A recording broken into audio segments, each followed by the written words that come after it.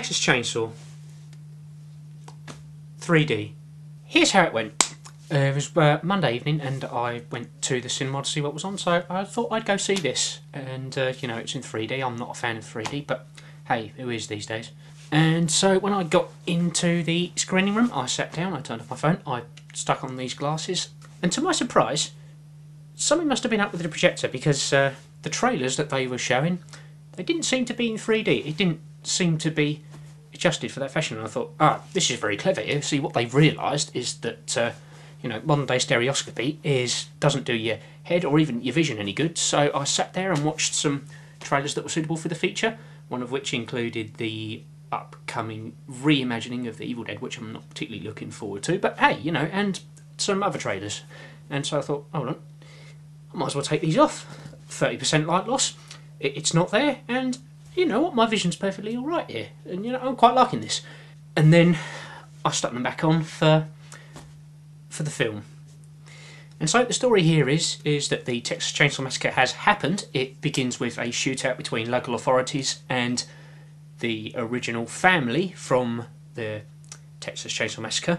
And then we fast forward to Monday time. This group of young, good-looking, but ultimately, you know, uninteresting individuals, one of whom has inherited a house from a relative who's passed away, and they decide to go there and have a bit of a housewarming party. They hear some stuff from underneath the house, and they go to investigate it, and it will basically follow in the footsteps of all the set pieces that were done in the original. That's it. Here's the thing with this.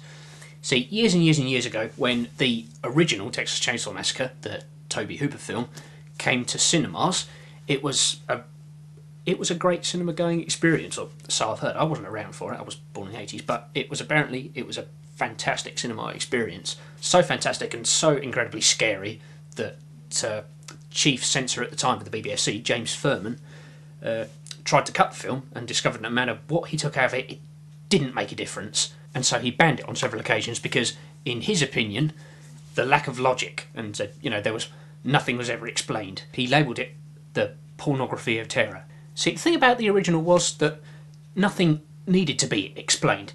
It was this incredibly nihilistic idea of coming face to face with just this mad cat family. And, you know, Leatherface and his family didn't have any backstory. They were just mad. Now we fast forward years and years and years later, and now it would appear that pornography has just replaced the terror.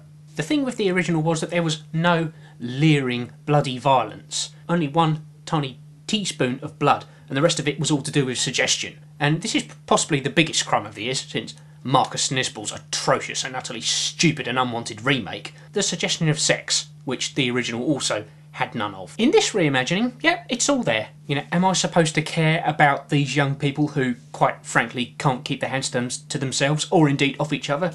Because, frankly, I don't. And of course, they have to find a way to really twist the story this time, to try and, you know, make some connections in it. It just leaves you sitting there thinking, okay, I don't believe that. I don't believe that. I definitely do not believe that, until it comes to the final little important twist at the end, which just leaves you thinking, A, the 3D is utterly pants. The gore is utterly pants. I don't care about any of these people. The script writing is awful. It's 90 minutes long, but it still feels like you've been in there for the best part of, I don't know, 3 days at least. It's too dark. It's incredibly boring, and it just leaves you thinking at the end, I need to go back and watch the original again.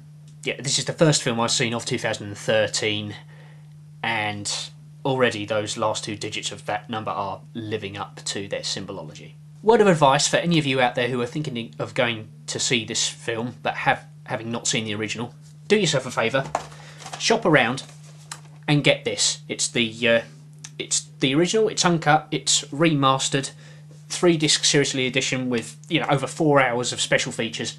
It's, believe me, it's cheaper than paying to see this pile of turd at the cinema. And finally, for any fans of the original out there, all you need to do is avoid this film like the plague.